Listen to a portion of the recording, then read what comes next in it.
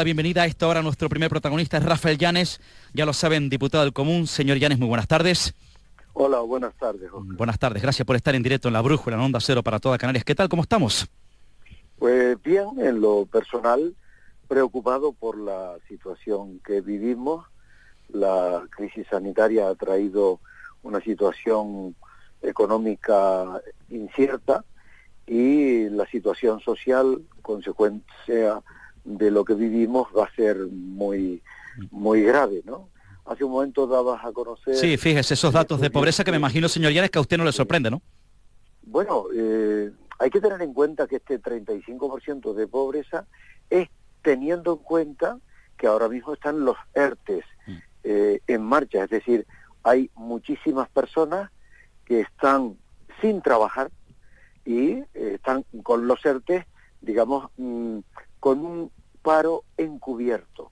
Cuando los ERTES terminen, si la situación económica no vuelve a resurgir tras la pandemia, vamos a tener una situación muy complicada. Hay que tener en cuenta que Canarias tiene un índice muy importante de dependencia del sector turístico y es el más dañado en esta situación. Desde luego, ¿cuáles son, señor Llanes, por cierto, hablando de la pandemia, las principales quejas que les está llegando a usted, a los que forman parte de este órgano, el diputado del Común, de los ciudadanos, tras iniciarse esa crisis derivada de la pandemia? Bueno, nosotros en el momento en que se inicia el estado de alarma, abrimos una nueva área. Nosotros trabajamos con 27 áreas.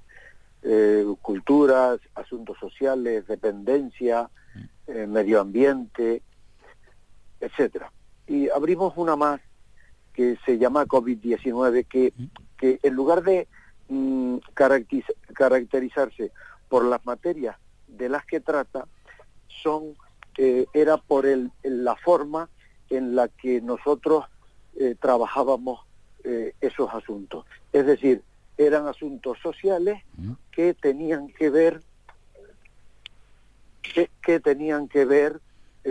con la actuación inmediata. Entonces, en lugar de elaborar los escritos, enviárselos a la administración y esperar su respuesta, lo que hacíamos era una gestión directa, personal, con los alcaldes y con los responsables públicos, y creo que tuvo muy buena acogida. Ya, desde luego aquí la crisis social que se está viviendo, efectivamente, ¿no? La situación de desempleo, los ERTES, ¿no? El hecho de que, bueno, esta tempestad, esta pandemia haya, bueno, pues golpeado a muchas familias, ¿no?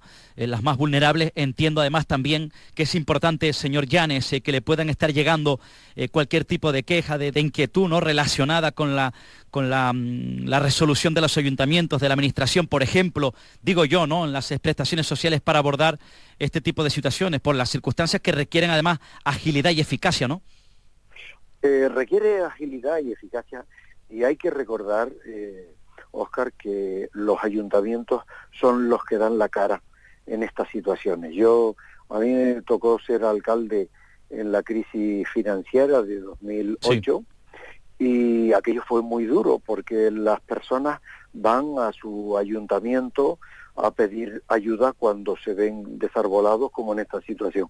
Y hay que tener en cuenta, y hay que afirmar con rotundidad que los ayuntamientos están dando el callo. Yo pedí información a los 88 alcaldes y la verdad es que casi todos contestaron diciendo que habían modificado los presupuestos. Le voy a dar un dato: el Ayuntamiento de Las Palmas en el mes de mayo ya había duplicado el presupuesto de ayudas sociales, y así los demás. O sea, son situaciones muy complejas. Además de esta situación, a la Diputación del Común han venido quejas relacionadas con los ERTE, que algunos se aprobaron y no han sido, tardaron en abonarse. Hemos recibido muchas sobre el ingreso mínimo vital, porque claro, a partir de una determinada fecha llegaron todas las solicitudes juntas y era muy poco personal.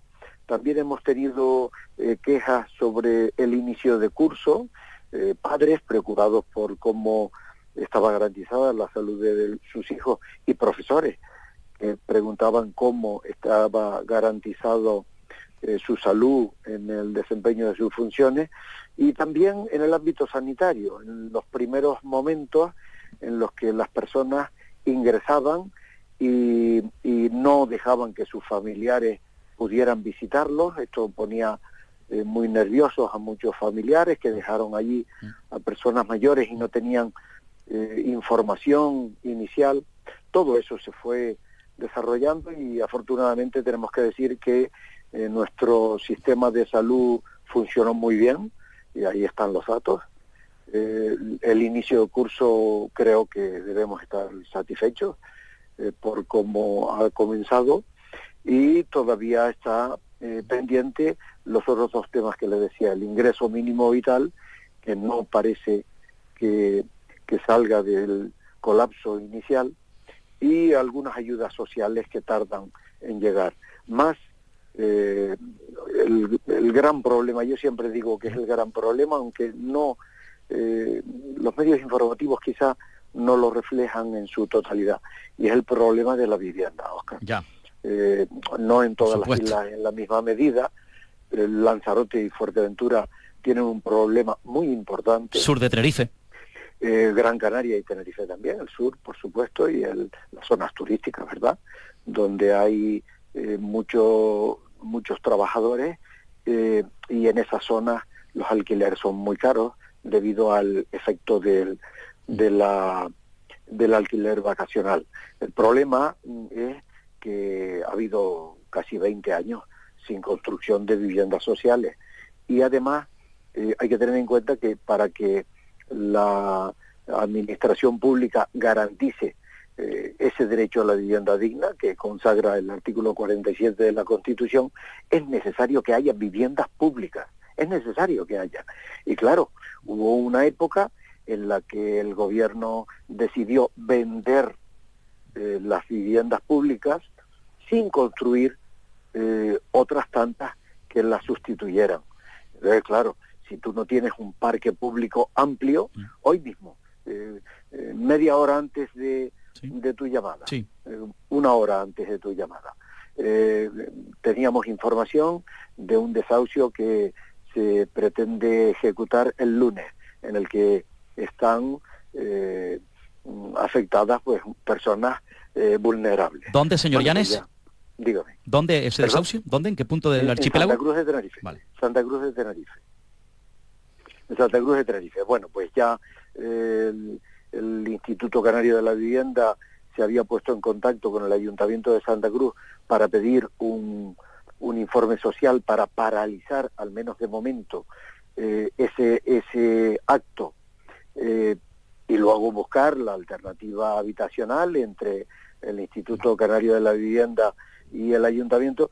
Pero esto es el día a día, y bueno, la verdad es que particularmente el Instituto Canario de la Vivienda, y quiero decirlo, es muy sensible a nuestras llamadas.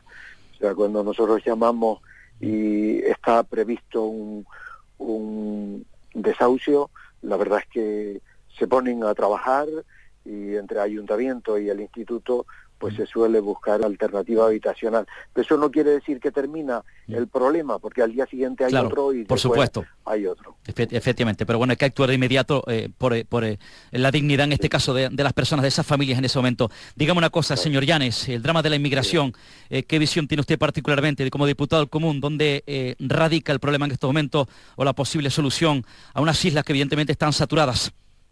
Bueno, vamos a ver, la emigración es la consecuencia del problema, ¿eh?